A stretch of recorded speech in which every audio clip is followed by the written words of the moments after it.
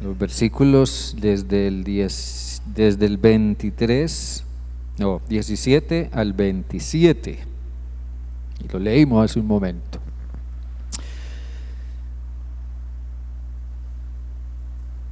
Quiero que me permitan leer de nuevo el versículo 23. Jesús le dijo: tu hermano resucitará.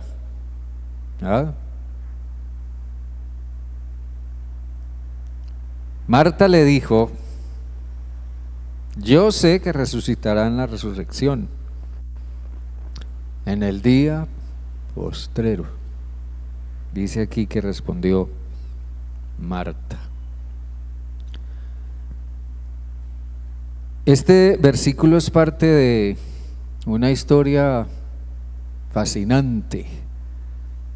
En realidad es una historia fascinante. Por algo Juan le dedicó una sección tan extensa de su evangelio a contarnos la historia de la resurrección de Lázaro.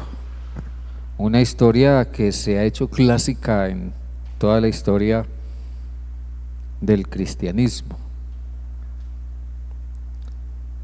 Pero en el versículo 26 dice: todo aquel que vive y cree en mí no morirá eternamente. ¿Crees esto? Esa es una pregunta que desafía la disposición de creer. Esta historia tiene muchos detalles desde su comienzo, y hay en ella una serie de personajes que forman parte de esa historia. Pero esta mañana yo me quiero enfocar solo en uno de esos personajes, Marta. No sé si aquí hay alguien que llame Marta. Marta, una de las hermanas de Lázaro.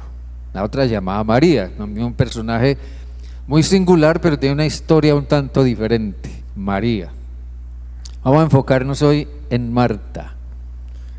Marta está en medio de una abrumadora, sobrecogedora experiencia ante la muerte de su hermano Lázaro.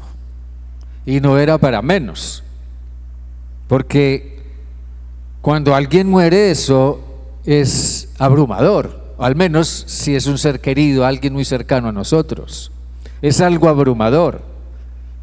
Y cuando alguien muere, lo natural y lo correcto, a pesar del dolor, es sepultarlo.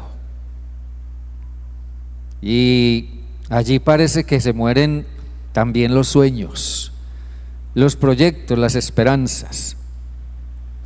Saben, hermanos, yo no sé qué piensa mucha gente cuando sepultan a sus muertos. Yo observo en los funerales diferentes actitudes en las personas. Unos lloran desconsoladamente, otros simplemente están en silencio, cabizbajos, pensando. Otros parecen ser indiferentes. Yo no sé qué piense la gente cuando sepulta a sus muertos.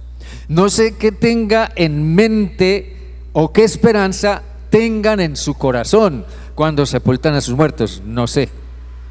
Pero lo que sí quiero decir es que en ese plano Marta está en cierto modo en la misma situación, con la diferencia de que ella tiene la esperanza, según lo manifiesta en un momento dado, tiene la esperanza de que su hermano algún día resucitará. Cuando Jesús le dice: tu hermano resucitará, la respuesta de Marta es un tanto irónica. Sí, yo sé que resucitará en la resurrección, en el día postrero. En el día postrero resucitará. Pero Jesús le plantea a Marta algo descomunalmente grande. Marta, tu hermano resucitará ahora. Tu hermano resucitará ahora. ¿Y quién puede creer tal cosa? Nosotros tenemos esta historia a nuestro alcance hoy, y quién sabe cuántas veces la hemos leído, y quizás también nos hemos formado un criterio, una idea acerca de esa historia, una opinión.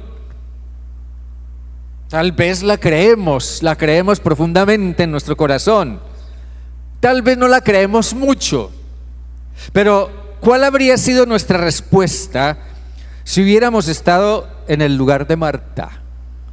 Si usted y yo hubiéramos estado en el lugar de Marta, ¿cuál habría sido nuestra respuesta? La verdad es que hoy estamos ante la misma imposibilidad en la que se vio Marta.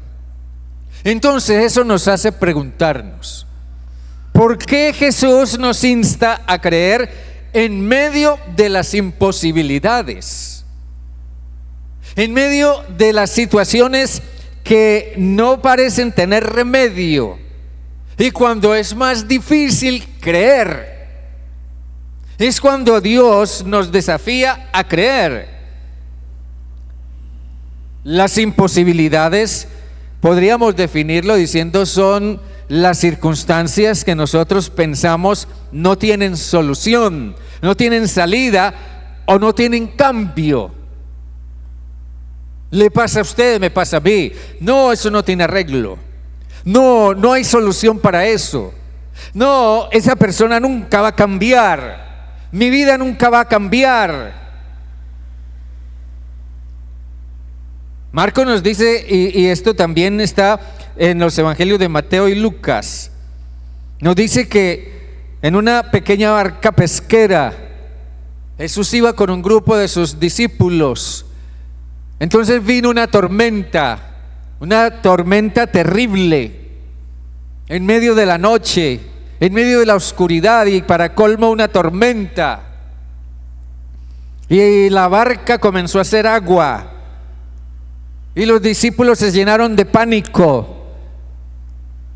Y su conclusión fue: nos vamos a ahogar, vamos a perecer, nos vamos a morir. Ellos no le veían salida a una situación como esas. Pero la verdad es que son precisamente las imposibilidades las que nos desafían a una decisión de fe. Una decisión de fe auténtica. Y yo quiero hablar esta mañana de eso. Quiero hablar acerca del tema decisión de fe.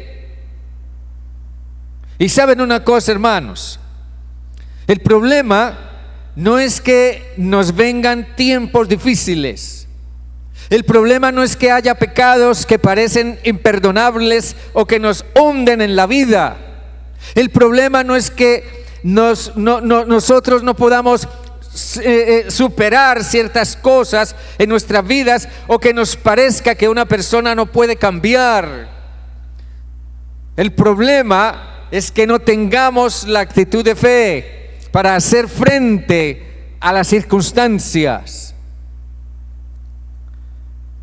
El punto es que en medio de todo esto nosotros tenemos que lidiar, si puedo usar esa palabra, tenemos que lidiar con el peso de la imposibilidad. Todos nosotros cargamos con ese peso, el peso de la imposibilidad. Eso parece que en alguna manera nos marca, nos determina, nos encierra y no nos deja salidas, no nos permite ver salidas. Cargamos con el peso, la idea de la imposibilidad. La Nueva Traducción Viviente traduce las palabras de Marta y dice, ante la pregunta o ante la la afirmación de Jesús, mejor, la afirmación de Jesús: tu hermano resucitará. Y la Nueva Traducción Viviente dice: cierto, dice Marta, es cierto, yo sé que va a resucitar, pero resucitará cuando resuciten todos, en el día final.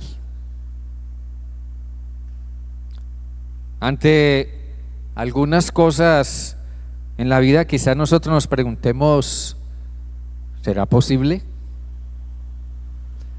¿Será posible? ¿Esto sí funcionará? ¿Esto sí funcionará? ¿Una persona como yo sí podrá cambiar? ¿Una persona como fulanito, fulanita, mi esposo, mi esposa, mi hijo, sí podrá cambiar? ¿Sí podré soportar el dolor de una pérdida? ¿Sí podré levantarme de esta quiebra en la que estoy? ¿Sí podré experimentar más la cercanía de Dios? ¿Sí podré ser perdonado de los pecados que he cometido? Nadie se imagina los pecados que he cometido y la carga que eso representa para mí. ¿Sí podré ser perdonado? En el fondo de la respuesta de Marta estaba esa pregunta: ¿será posible? ¿Sí será posible? Miren ustedes que Jesús no está pensando en el día postrero. Jesús está pensando en el ahora, en el ya.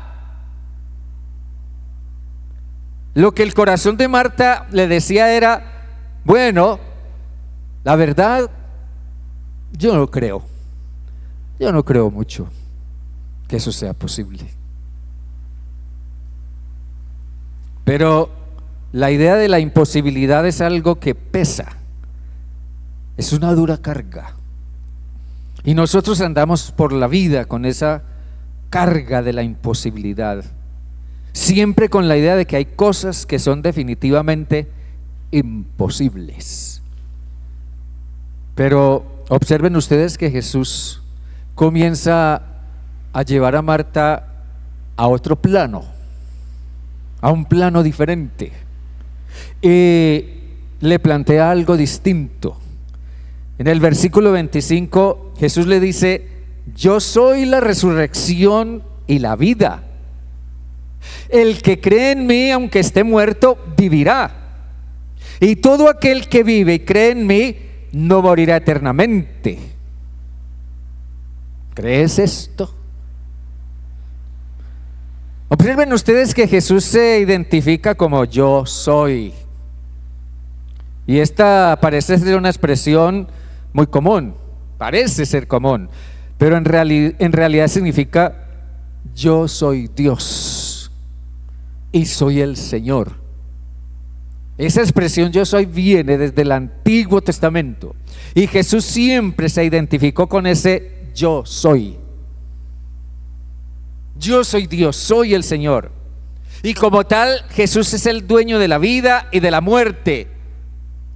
Entonces, ese Jesús es el que Él quiere que Marta vea ante la abrumadora realidad de la muerte de su hermano.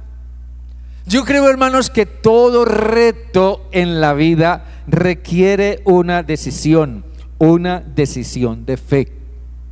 Todo reto en la vida requiere una decisión de fe. Y una decisión de fe es la decisión de creer. Creer es una decisión. Nadie te puede imponer creer nada. Dios mismo no te impone creer, no te obliga a creer. La decisión de fe tiene que nacer de nuestro propio corazón.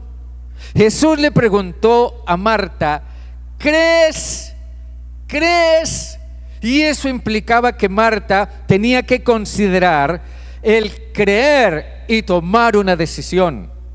Jesús le preguntó una vez a un ciego: ¿Tú realmente crees que puedo devolverte la vista? ¿Crees que puedo hacer eso? Jesús instó una vez a Jairo, un hombre llamado Jairo, cuando escuchó la noticia de la muerte de su hija adolescente. Jesús vio en su rostro la profunda angustia y Jesús simplemente le dijo: no temas, cree solamente.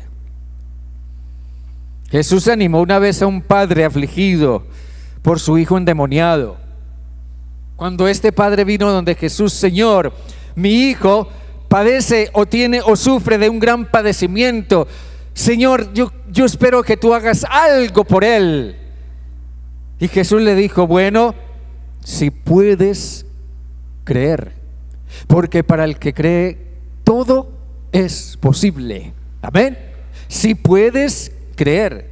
Entonces la fe es aceptar, dar por hecho lo que no se ve, lo que no se puede comprobar, lo que no se puede demostrar. Por eso el escritor de los Hebreos decía que la fe es la certeza de lo que no se ve, es la convicción de lo que se espera. Pero implica una decisión personal, voluntaria, una decisión racional y una decisión a partir de ciertos hechos, ciertos postulados, porque la fe no puede fundamentarse en un vacío. Tiene que partir de ciertos hechos, ciertos postulados que intelectualmente considero, analizo y tomo una decisión sobre ellos. Jesús le dijo una vez a una mujer a la orilla de un pozo, le dijo: Dios es espíritu, y los que lo adoran en espíritu y en verdad es necesario que lo adoren. Así que la adoración es un acto de fe a alguien que no vemos, pero que sabemos que es real. Dios es espíritu, le dijo Jesús a aquella mujer. Así que Jesús se refiere a algo que no se ve, a algo que no se puede palpar, a algo que no se puede percibir por ningún sentido. Muchas personas renuncian a su idea de Dios porque no encuentran sentido en creer en lo que no se ve. Y yo he pensado que hasta cierto punto tienen razón, porque ¿cómo puedo demostrar o explicar algo que es inmaterial? No es posible. No se puede demostrar a Dios por medio de una fórmula matemática o en un experimento de laboratorio. No. Entonces, ¿qué tan importante es la fe? Así que, hermanos, hay cosas que son imposibles sin fe. Y vuelvo a citar al escritor de Hebreos. Él decía: porque sin fe es imposible agradar a Dios, porque el que se acerca a Dios es necesario que crea que le hay y que es galardonador de los que le buscan. Entonces, hermanos, para el que tiene fe, todas las cosas le son posibles. O sea, para el que tiene fe no hay o no debiera haber imposibilidades. La vida cristiana es una cadena ininterrumpida de decisiones de fe. Por ejemplo, la decisión de fe de Pedro ante la imposibilidad de pescar. Toda la noche nos hemos pasado echando la red, metiéndonos mar adentro y no hemos pescado nada. Pero Jesús le dijo: ¿por qué no tiras la red hacia otro lado? Prueba de otra manera. Y Pedro le dijo: bueno, si tú lo dices, lo voy a hacer. En tu palabra lo voy a hacer. Y lo hizo. Y dice Lucas que recogieron una cantidad incontable de peces. Jesús es el Señor. Él es el yo soy, que está por encima de las imposibilidades. Y allí es donde nosotros somos desafiados a la fe. Escúcheme esto bien, mi hermano, mi hermana, mi amigo. Escúcheme esto bien. Cuando Jesús dijo que para Dios nada es imposible, eso significa que Él se mueve dentro del mundo de las posibilidades. Dios se mueve dentro del mundo de las posibilidades. Pero cuando Dios nos insta a creer, nos invita a entrar en ese mundo. Vengan y entren en el mundo, vengan y entren en mi mundo de posibilidades. Así que es la fe la que nos introduce en ese mundo en el cual, para el que cree, todo le es posible. ¿Vamos bien, hermanos? Amén.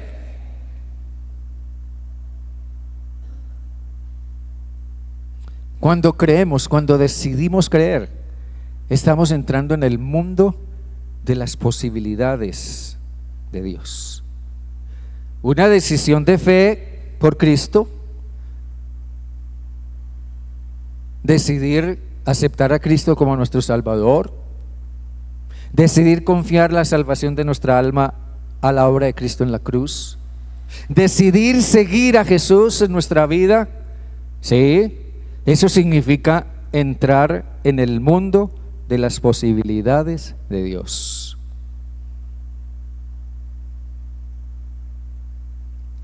El escritor de Hebreos, vuelvo y cito, veía una cantidad de personas que no podían comprender esto y que andaban confundidos en cuanto a su decisión de seguir a Jesús, y no se daban cuenta de que habían entrado, cuando aceptaron a Cristo, en el mundo de las posibilidades de Dios, y seguían de alguna forma mirando su vida desde la perspectiva de sus propias posibilidades. Por eso el escritor a los hebreos les decía: miren que ninguno de ustedes no esté alcanzando la gracia de Dios, porque en el mundo de las posibilidades de Dios la gracia es inagotable. Piense eso. Jesús es el Señor de las imposibilidades, pero las imposibilidades tienen también su tiempo. Las imposibilidades tienen su tiempo. Vamos a retroceder un poquito en la historia. Cuando Lázaro enfermó, dice Juan, María y Marta mandaron a llamar a Jesús. Alguien fue y le llevó la razón: Señor, Marta y María te mandan a decir que ese amigo que tanto amas está enfermo. Pero Jesús intencionalmente se retrasó en llegar. Y dice Juan que tardó 2 días antes de decidir ir a ver a Lázaro. Y cuando al fin llegó, Marta le reclamó: Señor, si hubieses estado aquí, mi hermano no habría muerto. Fácil, ¿verdad? Fácil. No más era necesario que estuvieras aquí, porque tú podrías haberlo sanado y haberle evitado la muerte, y al mismo tiempo nos habrías evitado muchos problemas. Pero si eso hubiera pasado así, si Jesús lo hubiera hecho así, Marta no habría podido aprender la lección que necesitaba aprender, a poder reconocer a Dios por encima de las imposibilidades y ser bendecida por la gracia y la misericordia de Dios, que le permitiera ver las cosas desde una perspectiva diferente. Es increíble.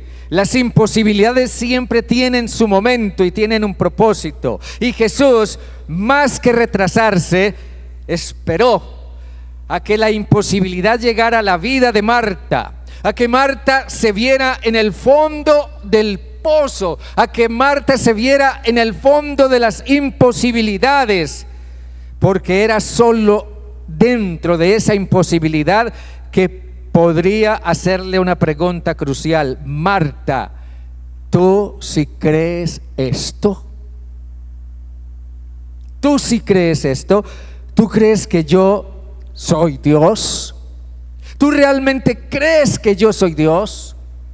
¿Tú realmente crees que yo soy la resurrección y la vida? ¿Tú realmente crees que el que cree en mí, aunque esté muerto, vivirá? ¿Realmente crees eso? Entonces, aquí nosotros nos vemos en la coyuntura de la imposibilidad versus la posibilidad. La pregunta clave aquí es: ¿crees esto? Es la pregunta crucial. ¿Crees esto? Obsérvese la situación en la que estaba Marta. Esa situación no era la más cómoda para creer. Era una situación difícil, muy difícil. Cualquiera de nosotros habríamos dicho: no, pues Marta tiene razón, yo habría hecho igual. Era una situación difícil. Pero saben, no siempre se toma la decisión de creer en un estado de comodidad. Demasiadas veces sucede bajo la presión de la adversidad, bajo la presión del peligro o de la muerte, bajo la presión de la incertidumbre o bajo la presión del pecado y la culpa. La declaración de Marta fue producto de una profunda reflexión en medio de su conflicto, en medio de su crisis, en medio de su lucha con las imposibilidades. Pero Marta reflexionó, y nosotros lo sabemos por la respuesta de ella, ahora un tanto más acertada. Marta, ¿crees esto? Entonces Marta dice: sí, Señor, yo he creído. Yo he creído que. Y eso significa que Marta había reflexionado en medio de su crisis, en medio de sus imposibilidades, había reflexionado en una sincera decisión de fe. Ella no dice: sí, Señor, yo creo. No, ella dijo: yo he creído que. Y eso significa que la decisión de fe no fue una decisión en una fe vaga, ni de una creencia sin contenido. No, la declaración de fe de Marta tiene un profundo contenido. Por tanto, su decisión fue pensada seriamente. Sí, Señor, yo he creído que tú eres el Cristo. Yo he creído que tú eres el Hijo de Dios. Yo he creído que tú has venido al mundo.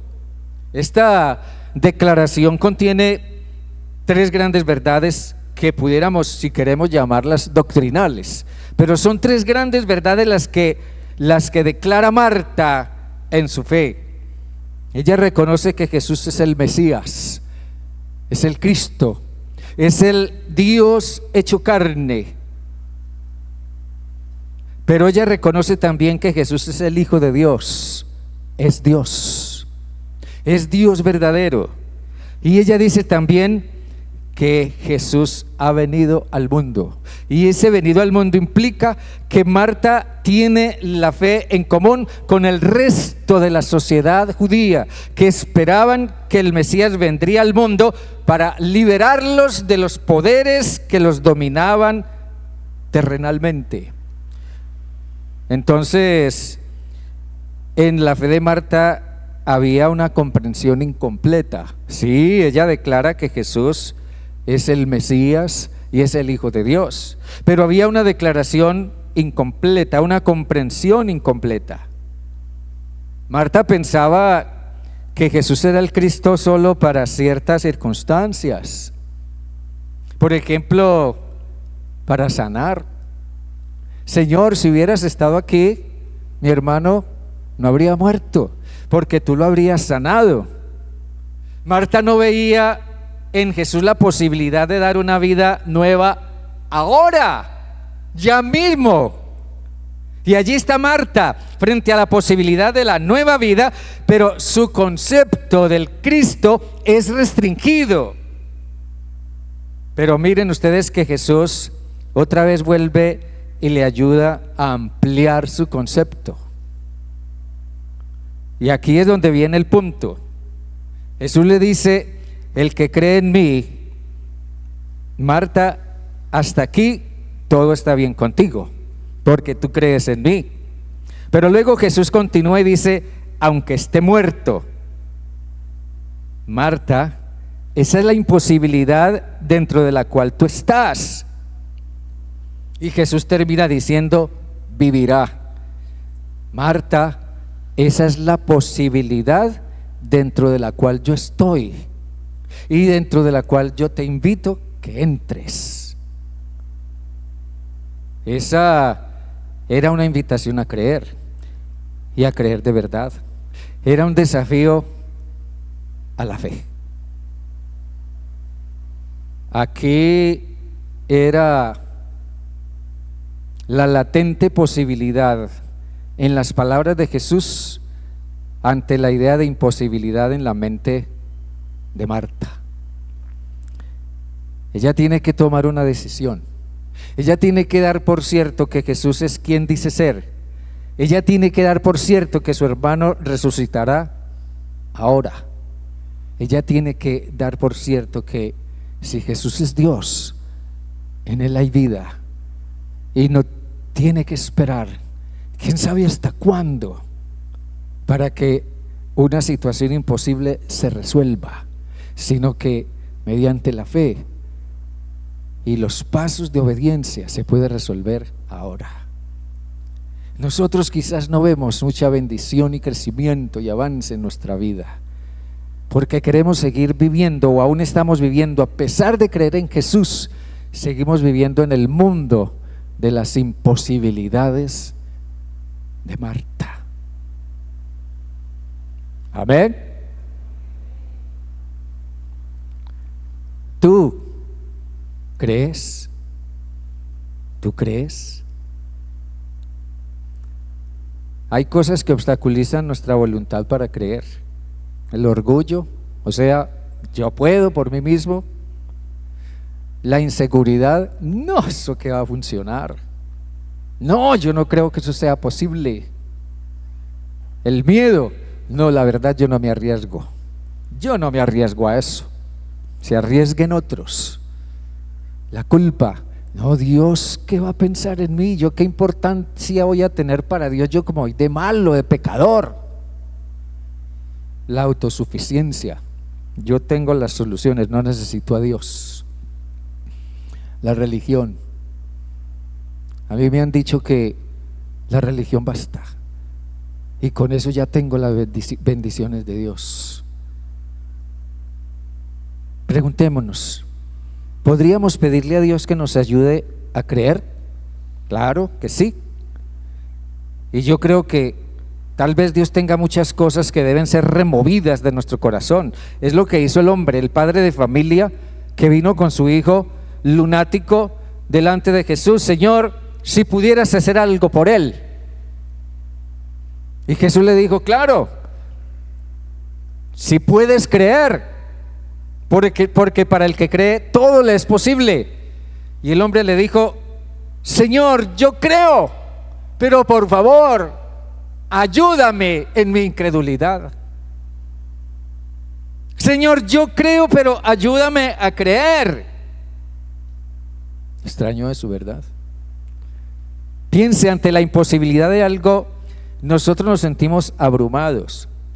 Y la pregunta que generalmente da vueltas y vueltas en lo profundo de nuestro pensamiento, de nuestro ser, en nuestro corazón, es: ¿será esto posible? ¿Cómo podría ser? Pero Jesús nos dice, mire lo que Jesús nos dice: tu fe es lo único que puede introducirte en el mundo de lo posible, aunque parezca imposible. Amén. Escúchalo bien. Tu fe es lo único que puede introducirte en el mundo de lo posible, aunque parezca imposible. Entra en el mundo de las posibilidades de Dios, y eso solo es mediante la fe. La fe es como la llave que abre la puerta de las posibilidades por parte de Dios. Dios me les bendiga, mis hermanos. Incline su rostro, por favor, y ore. Incline su rostro y ore. Dios, gracias por hacernos pensar en esto. Yo sé que esto es un mensaje directo al corazón de cada uno de nosotros. Tú sabes, Señor, que sin excepción, humanamente nosotros luchamos mucho con la pregunta: ¿será posible? ¿Será que sí se puede? ¿Será posible tal cosa o tal otra? Todo eso lo sabes de nosotros. El padre de familia de aquel muchacho decía: Señor, yo creo, yo quiero creer, yo creo, pero ayúdame a creer. Y tal vez esa sea también, Señor Dios, nuestra petición, nuestro ruego. Sí, nosotros creemos, y a veces, como Marta, nuestra fe es demasiado restringida. Vemos a un Jesús a veces demasiado limitado, cuando Jesús quiere que lo veamos como el Señor de todas las posibilidades, como quien reina por encima de todas las imposibilidades. Señor, que podamos aprender a creer que para el que cree nada le es imposible, y que aprendamos, Señor, a dar pasos de fe, a dar pasos decididos de obediencia, a ser como el pueblo de Israel a la orilla del río Jordán. Ellos no veían camino por donde avanzar, pero Dios les dijo: simplemente avancen, simplemente den pasos de fe. Y cuando se decidieron hacerlo y sus pies se mojaron en el agua, entonces el camino comenzó a abrirse. Señor, ayúdanos a dar esos pasos de obediencia que debamos dar en nuestra vida, mediante una fe que, fundamentada en ti, se enfrente a todas nuestras imposibilidades. Señor, que esta palabra haya lugar en cada corazón, y que nos fortalezca y nos permita, Señor Dios, alinearnos más contigo, y tus bendiciones abunden en nuestras vidas.